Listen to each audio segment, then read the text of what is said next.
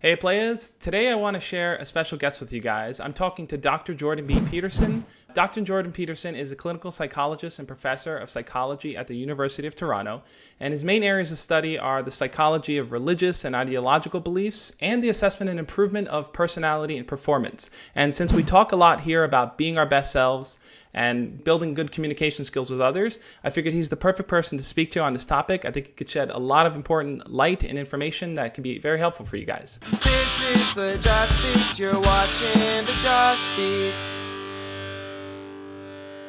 One of the first questions I wanted to kind of tackle, and this is something I kind of get asked a lot, usually from teenagers, asking, how they can develop deeper connections with their family. So usually teenagers have a tough time communicating with their parents. They usually talk past one another. Parents have different expectations of kids, and kids have different expectations of their parents. So there isn't a clear line of communication. They don't know how to bridge that gap sometimes. So what do you think is a good way for teenagers to learn to listen and communicate better with their family members? Well, I think that the stress that you put on in that, the way that you phrased that question on listening, is a really good start. It's amazing how rapidly you can get people to communicate with you if you really listen to them first.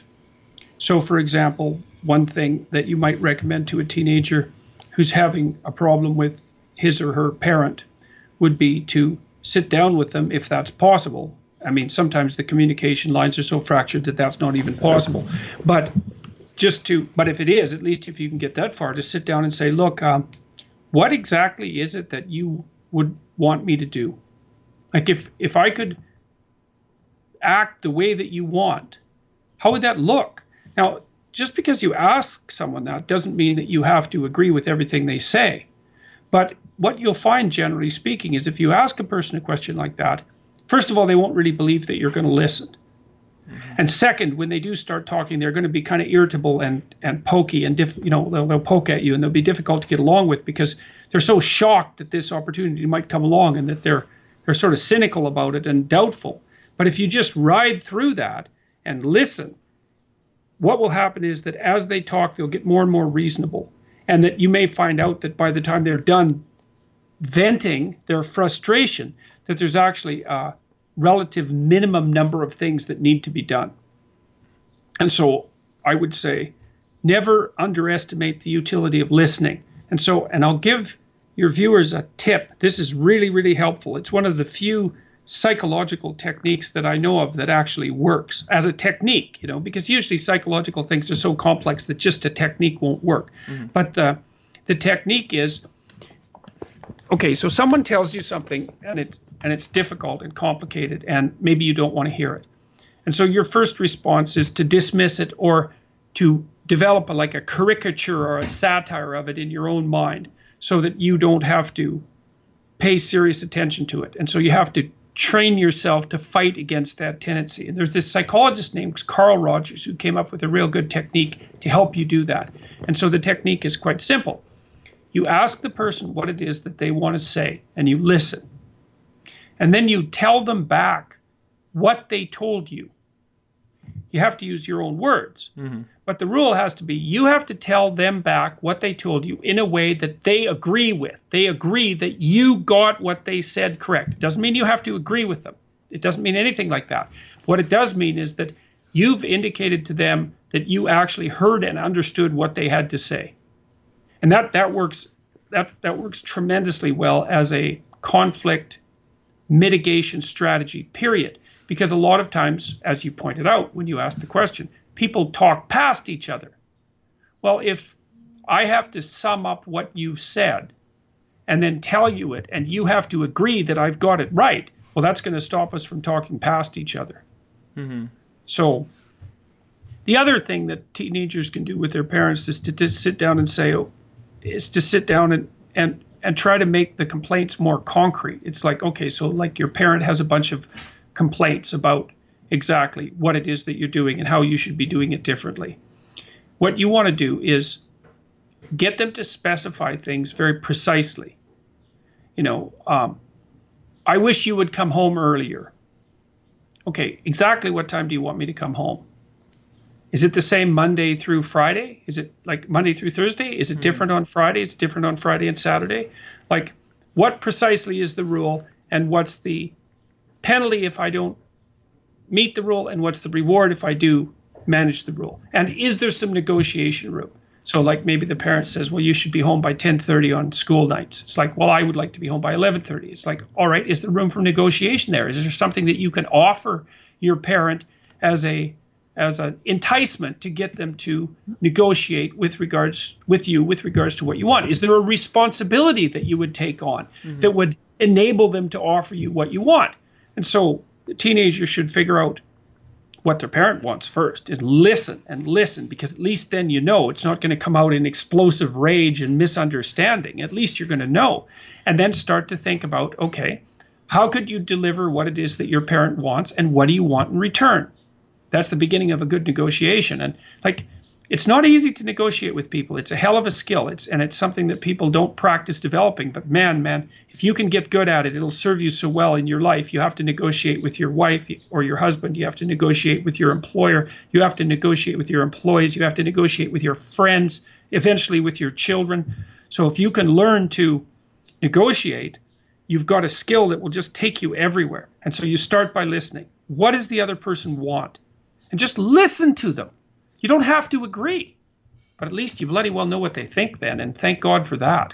Yeah, I think that's totally true. I mean, one thing I focus a lot on is telling teenagers that, their parents just won't just magically understand how they're thinking or feeling. So there has to be that open dialogue. Yeah, well, I think at most, like, one of the things I've noticed between husbands and wives, say, is that if they want to run a functional marriage over any reasonable amount of time, they basically have to spend about 90 minutes a week talking about how things in the household are running. The finances, the organization of each room, the distribution of jobs and so forth in the household. And so that's the other thing with regards to living in the house with people, is that you're running a little economy, or you're running a little society, and that takes continual communication and discussion. And the alternative to that is fighting. Like, so you're either going to fight about things or you're going to negotiate about them. Those are your options. And so even if you think, well, it's going to be difficult and painful to spend a certain amount of time per week talking to my parents about who's going to do what this week and what the joint responsibilities are, it's like, yeah, that's difficult. But the alternative is they're going to be a tyrant and you're going to be a slave, or you're going to be a tyrant and they're going to be a slave, and that everybody's miserable, fighting, and resentful. Well, unless that's what you want, it's not something that you should aim at. Another thing that teens generally struggle with is kind of often comparing themselves to their peers. Yep. So other kids that they know in their school maybe are more popular, they're more smart or more likable. And one thing I try to focus on is learning to develop a sense of comfort with your own skills and your own abilities, but not kind of limiting yourself and feeling like it's impossible for you to develop those skills if you choose to pursue them. So I've got something, especially your older listeners could try. It's probably suitable for people who are 16 and up, although we're building a version for younger people that'll be available in the fall. There's a program online called selfauthoring.com, and it helps people do three things. One is to write an autobiography. So because in order to situate yourself properly in life, you have to know who you are. And so it encourages the people who are doing the program to break their life into 6 episodes and then just to write about the emotionally significant events, so that you can clarify that. You can kind of clarify where you've come from and where you are currently situated. And the next part helps you do a personality analysis that can help you figure out where your strong points are and where your weak points are. And so what you want to do when you find out what your strong points are is to figure out how to capitalize on them. And what you want to do when you figure out where your weak points are is to figure out how to strengthen them. Mm-hmm. And then the next stage, which is called the Future Authoring Program, helps people. So it asks people to do this. So you imagine yourself a couple of years down the road, 2 years down the road, say, and you think, okay, if I was taking care of myself and I was trying to build myself into the sort of person that I would really like to be, what would my life look like? And so then it asks you questions about, well, what sort of friends do you want? And how should you interact with them? What would you want in terms of an intimate relationship? What do you want in terms of family relationships? What would be your career or your educational goals? How are you going to take care of yourself mentally and physically? And how are you going to avoid pitfalls like drug and alcohol abuse? And so the program asks you to develop a vision for those things and then to write for 15 minutes without too much concern about grammar or spelling, about what your life could be like if you could have the life that you wanted. And then it asks you to write for 15 minutes about what your life would be like if you let all your bad habits and your resentments and the parts of you that are weak and mean, let's say, and resentful and bitter, take the upper hand and drive you into the ground. And then it asks you to make a plan for the positive vision. Mm-hmm. And so one of the things I could do, if you would like, is I could set it, the program is at selfauthoring.com, and I could set you up a code for your viewers and readers, or your viewers and your followers, so that they could we'll give you a good discount on it. Yeah, but I would say awesome. The future authoring program in particular, I'll send you a link from a national public radio story about the future authoring program. We've given it to like 10,000 university students now, and it's decreased their tendency to drop out by about 30%. Mm-hmm. So it has a massive impact on people. And generally, people don't sit down and formulate a positive plan for the development of their character and their life. And it's unbelievably useful to do so. And so people who are comparing themselves unfavorably to others, which of course is definitely something that teenagers do constantly, can get out of that to some degree by starting to identify with their ideal future self instead of their current, project under development. I mean, You guys, the teenagers, you guys are young. You've got your whole damn life ahead of you to sort yourself out and to make yourself strong where you're weak and to capitalize on your strengths. So the other thing to realize too is that you've got time to do this, and you don't want to panic too much if things aren't going perfectly well for you when you're 14 or 15. It's extraordinarily common that that's the case. So, but I would definitely like to offer this program to your viewers because we know it's helpful. I think a lot of teens I think they're kind of going through the motions in school where they're taking classes because they have to take them, but there isn't any concept of direction there. Yeah. So, and they're not taught to have a concept of direction. Yeah. Mm-hmm. They're not encouraged to. It's like the proper encouragement is, look, kid, life is difficult. Life is going to be difficult. And a lot of things are going to come your way, but you're a hell of a lot tougher than you think. And because people are very, very tough.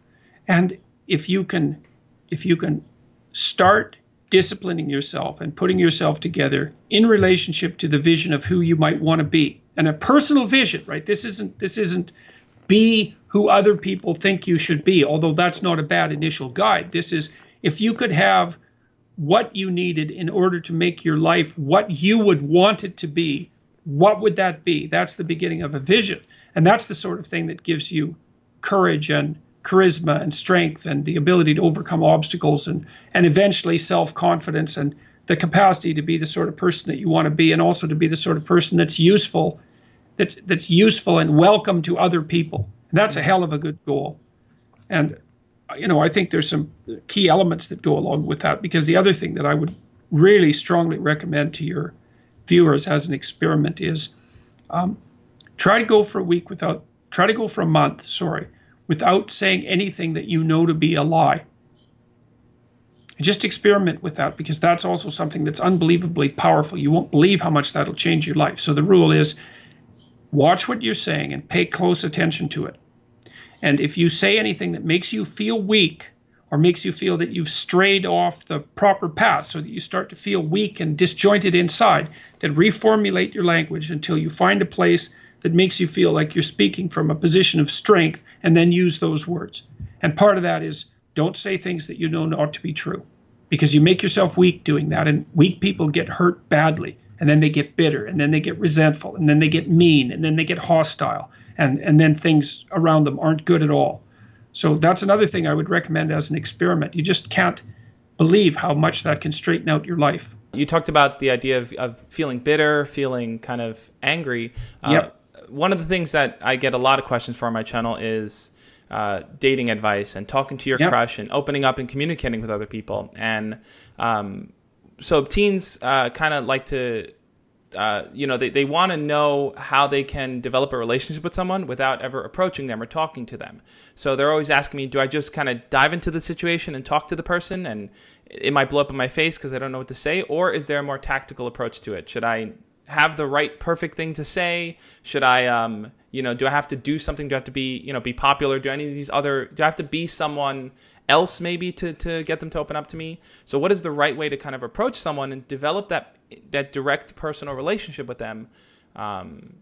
If it's something like a crush or even approaching a group of friends or anything like that. Well, one of the first things that might be worth thinking about is that it's not a bad idea to get used to being rejected. So I talked to this guy once, and he ran one of these, it was like a training program for young men who wanted to toughen themselves up. And so they were always setting each other challenges of one form or another. And one of the challenges that I thought was quite comical was, he is older than most of your viewers would be. He was probably in his early 20s. And he had to approach 50 girls in one day and ask them for their phone number. Well, he's going to get rejected by almost all of them. But the thing is, once you've been rejected the 20th time, the sting starts to go away. And one of the things that it is, of course, very terrifying to approach someone that you are romantically attracted to, because it feels as if when they reject you, that every bit of you has been rejected and left sort of crushed in the dirt. But there are a lot of people in the world, and there's lots of opportunities for you to make connections with people, and including people that you might be romantically attracted to. And one of the tricks in life, one of the skills in life that you need to develop is to learn how to start coping with being rejected so that you're not absolutely terrified of it. Because one of the problems with being terrified about being rejected is that it increases the probability that you're going to be rejected. Right. And then I would say, if you want to start to engage in an interaction with someone that you're attracted to, it's like, don't get in too much of a rush. Maybe that's a 2-week strategy or a 3-week strategy. You might start by just saying hi.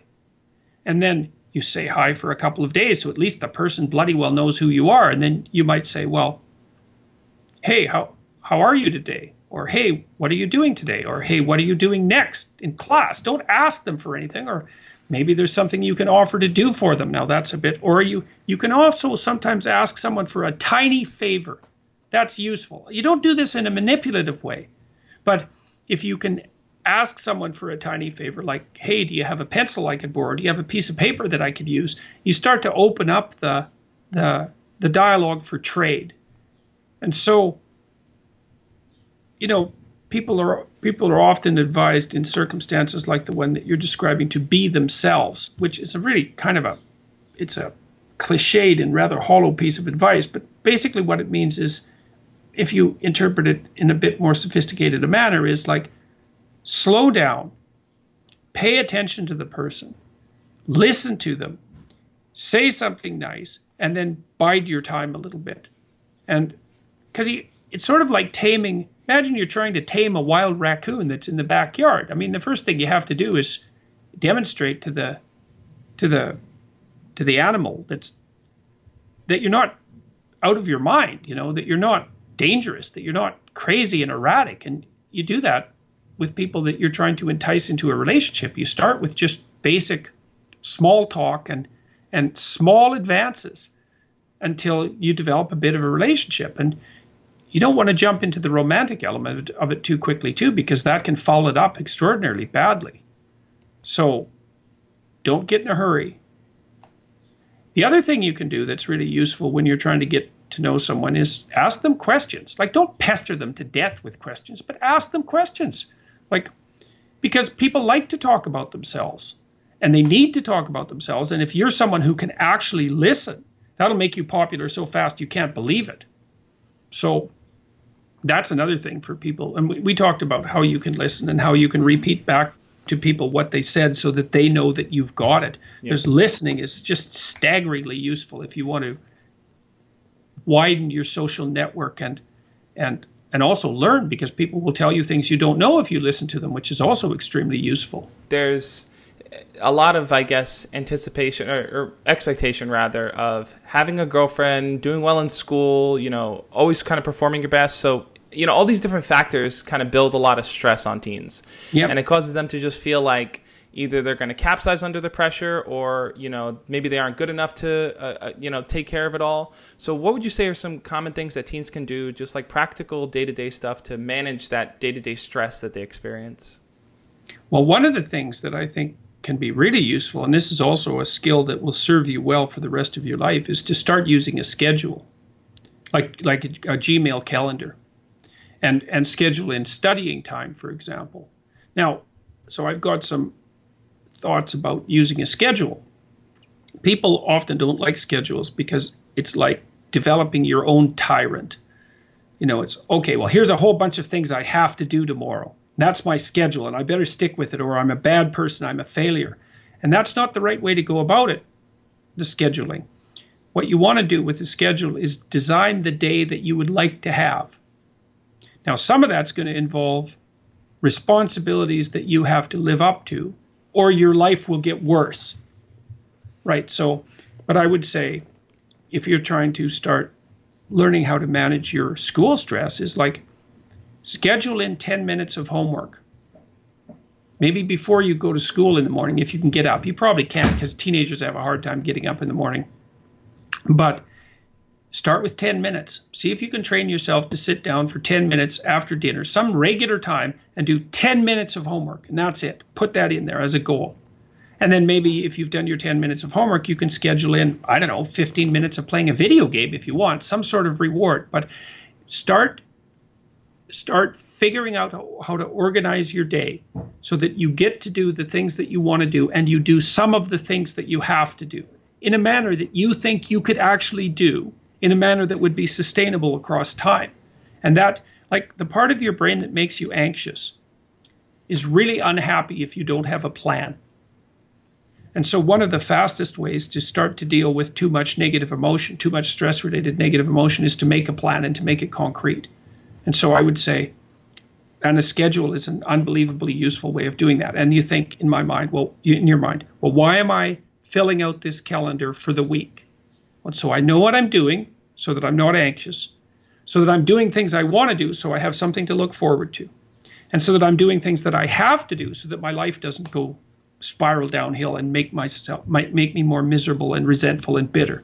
And so you can start to use a schedule as your friend, and that'll take a year of practice to get good at. So if it doesn't work well in the first week, don't give up. Just keep doing it until you get yourself disciplined and are able to stick more and more to your plans. And that will help you so much in your life, you just can't believe it. Yeah, I've moved more into scheduling my tasks as well. And it's just been super helpful for me to kind of stay focused on everything. It can be easy to kind of fall into be easy to kind of lose sight of all the tasks you have. And, once you kind of get beyond how many tasks you can count on your fingers, it feels like an infinite number of tasks. That's exactly right. That's exactly right. And so what you want to do is chop up that overwhelming infinity into a set of manageable tasks. Mm-hmm. And you want to think, some of those tasks might be like, maybe you could put some order into your room. Or maybe you could make your room a little bit more beautiful. Or maybe you could think of one thing around the house that you could do that would actually be helpful. And you're doing that to improve your life. That's the point. You're not doing it because someone's shaking a stick at you and telling you that this is what you have to do if you're going to be a good person. That's not the point. And you also, with your schedule, you think, I'm going to design this schedule for someone I like. And that person that I'm designing the schedule for that I like is going to be me. And so it isn't the schedule of a slave master to a slave. It's a negotiated schedule that you arrange with yourself so that you can have a decent life. But it's a very powerful tool to have a calendar at your disposal. And if you can learn to use that young, just put a few things in it. Put in your classes, put in a few assignments, put in some things that you might want to do. Just start stupidly and badly, and you'll get good at it and assume you'll get good at it over about a year, and that'll change your life. Like if you learn to listen to people, if you decide that you're not going to say things that you know to be untrue, And if you learn how to schedule your time, your life will change for the better so much that you won't believe it. And that will keep happening more and more and more and more as you get older. So it's a great thing to start practicing if you could start practicing that when you're a teenager and you get that under control by the time you're 18, you'll be absolutely deadly. You'll be so far ahead of other people who don't do any of that you won't believe it. And you'll just continue to accrue benefits as a consequence. My channel, I kind of focus on being your best self. And I think you made that point earlier. The idea of being yourself really is, I think, just bad advice because it doesn't encourage growth and learning and trying and failing. So one thing that I guess the final question here is, how do you think teens and young adults can kind of build a path forward? We kind of talked about the self-authoring program, but how can they build a path forward in life where they don't feel like they're victims to the suffering of others? So if other people are experiencing, they're not equipped or they don't have the skills to kind of manage their own emotions or feelings, and they kind of put the burden on you, how can teens, young people travel through life not feeling like they're always going to be the victim of other people's bad experiences and, lack of learning and training? Well, the thing is that, or one of the things is that, you are going to be putting up with other people's problems and troubles for the rest of your life. And what you want to do is live your life in a manner that makes all of that tolerable. And so I would say, with the scheduling and with the attempt to speak honestly, and with the development of goals that are valuable to you, you're going to be occupied enough with your own life and see enough of the quality of that life so that you'll be able to tolerate a fair bit of noise and stress coming at you from other directions. And I would also say that the more that you put yourself together in the manner that we've already discussed, the better other people will treat you, and the less unnecessary suffering and distress that you're going to encounter. And I would say, and I'll close with this, I would say to your viewers, don't underestimate the utility of getting your act together. Another thing you can do is, this is like deciding that you're going to stop saying things that you know not to be true. The other thing is, you could decide to stop doing things that you notice make you weak. And it's a game that you're playing with yourself. It's like you're out with your friends, you do something maybe because you think it'll make you popular, and you notice that makes you feel kind of subordinate and weak, and you think, aha, I shouldn't do that again. I don't know exactly what it is that I did wrong, but it made me feel weak. It made me feel like I was coming apart at the seams.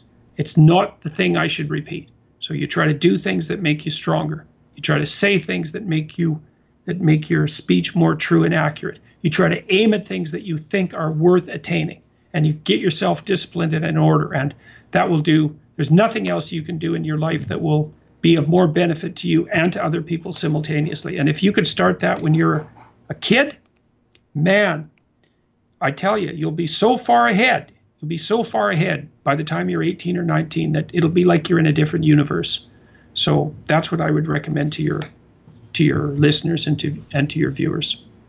Yeah, once again, thank you so much for being on here and sharing your advice. I feel like a lot of the tips you gave are practical and actionable, and hopefully the teens watching can kind of go out and just do it, start practicing it. And that'd be good. Well, good. And hopefully we can have another conversation, so you can let me know what kind of response you get to this, and maybe you can get some questions from your listeners, because I'm perfectly happy to talk to teenagers and to help them figure out how to sort themselves out. Thank you guys so much for watching this. You can always check out Dr. Jordan Peterson's lectures over on YouTube. He's putting out amazing content, amazing lectures. Check out the self-authoring program. I'll put the link in the description below. And I will have more collab videos for you guys throughout the summer. I want to help you guys kind of work towards being your best self, so when you start the new school year, you can kind of just jump into things and kind of feel happy and confident approaching anyone or anything that comes your way. As always, guys, love and peace.